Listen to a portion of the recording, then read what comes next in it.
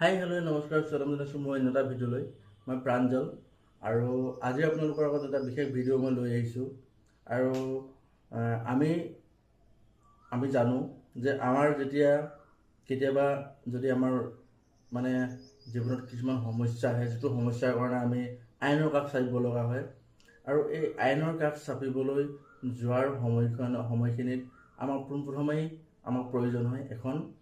FIR বা আমি অসমীয়াত এজাহাৰ বুলি যাক কওঁ। আচলতে এই FIR এখন আমাক খুবেই প্ৰয়োজন হয় যে আমি যেতিয়া কাৰোবাৰ ওপৰত কিবা এটা আমি থানাত জনাবলৈ যাম বা আমাৰ সমস্যাটোৰ বিষয়ে আমি যেতিয়া থানাত আমি যাম ক'বলৈ, তো আমি এখন লিখিত ৰূপে এখন দিব লাগিব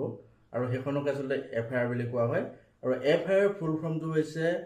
ফাৰ্ষ্ট ইনফৰমেশ্যন ৰিপৰ্ট।